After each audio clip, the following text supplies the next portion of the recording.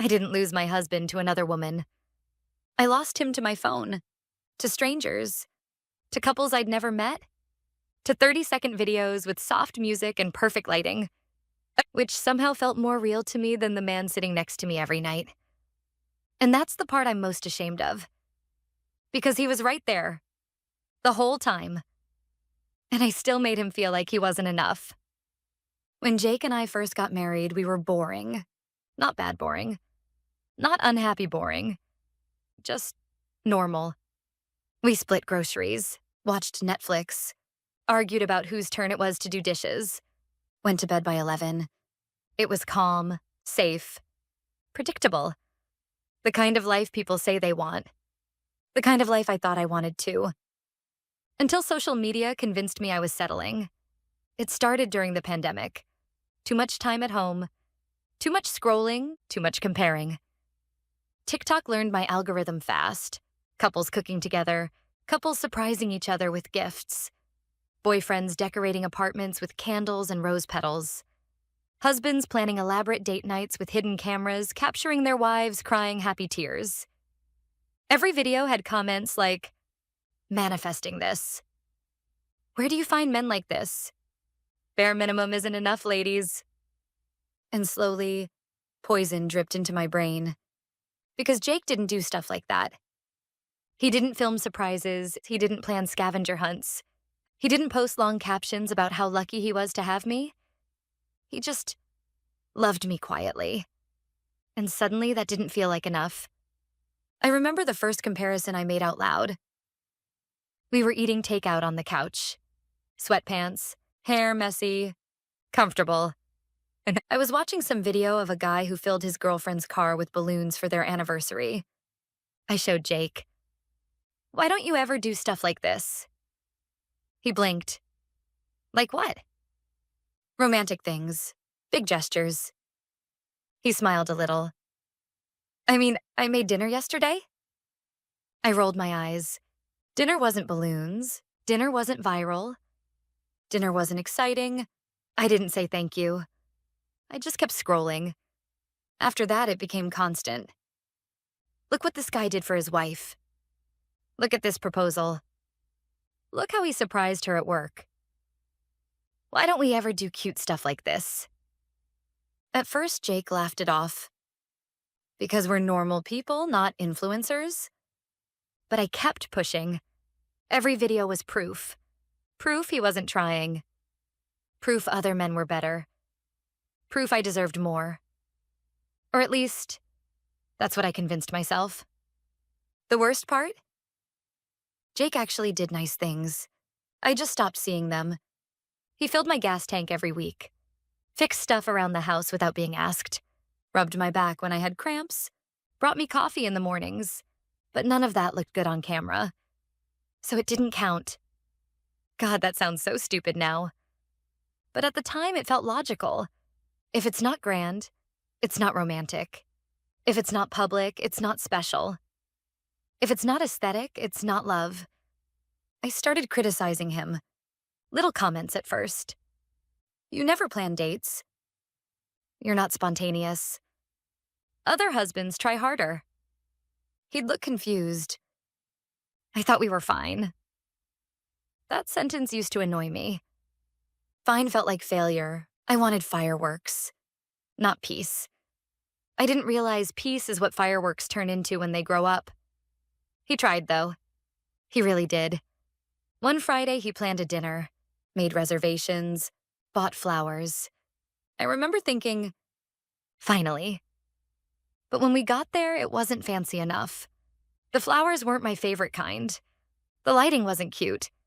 And I couldn't stop comparing it to some rooftop candlelit TikTok dinner I'd seen earlier. So instead of appreciating it, I said, "It's nice, but it's not really my vibe." His face fell. Just a little. But enough. And instead of apologizing, I scrolled TikTok under the table while he paid the bill. After that, something changed. Subtle, but noticeable. He stopped planning things, stopped trying surprises, stopped asking what I wanted to do. At first, I thought, see, he's lazy. But really, he was tired. Tired of competing with strangers, tired of never measuring up to a highlight reel, tired of trying and being told it wasn't enough. I got worse. Way worse. I started showing him videos on purpose, like evidence in a trial. Why can't you be like this? Why don't you ever post me? Why don't you brag about me? One night he said quietly, "Because I'm living with you, not performing for an audience." I laughed, called him dramatic, said, "It's just effort." It wasn't effort. It was theater, and I wanted him to act. Then came the sentence that should have woken me up. We were in bed. I was scrolling, like always. He tried talking to me about work. I half listened. Still watching some couple doing a cute husband prank. Finally, he said, "Do you ever look at me the way you look at that phone?" I didn't answer, because the answer was no. The last straw happened on our anniversary. He planned something simple. Home-cooked dinner, candles, our wedding song playing. It was actually really sweet. But earlier that day, I'd watched some huge surprise party video, and now this felt small. So I said it, out loud. "I just thought you'd do something bigger." He went really quiet. Then he said, "I'm not competing with TikTok, okay? I'm your husband, not content." That should have hit me. Instead, I snapped back. "Maybe if you tried harder, you wouldn't have to compete." I watched something shut off behind his eyes right then, like a light going out. And I didn't even realize it. A month later, he stopped reaching for me in bed, stopped kissing me goodbye, stopped asking how my day was. I told myself he was being petty, immature, punishing me. But really, he was detaching, protecting himself. I just didn't see it, because I was too busy watching other people's lives. The day he said he wanted a divorce was the calmest day of my life. No yelling, no fighting, just quiet. "So I can't keep feeling like I'm failing a test I never signed up for," he said. I laughed at first, thought he was exaggerating. Then I saw his face. He was done. Completely done. "I don't want to be compared to strangers for the rest of my life," he said. "I just want to be enough for someone." That sentence crushed me. Because he had been enough, I just forgot how to see it. 6 months later, I saw him again, at a farmer's market, with another woman. No cameras, no balloons, no dramatic gestures. They were just walking, holding hands, laughing. He looked lighter, like a weight had been lifted, like he could finally breathe. And it hit me. She wasn't getting grand gestures either. She was just getting him. And she looked happy.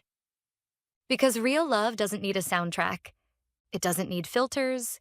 It doesn't need strangers' approval. It just needs two people paying attention. And I stopped paying attention a long time ago. Now my phone feels stupid.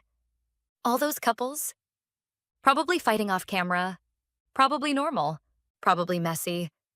But I sacrificed something real chasing something fake. And if I could go back, I wouldn't ask for balloons, or surprises, or viral moments.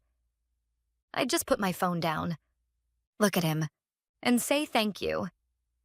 Because the quiet ones, they're the ones you miss the most when they're gone.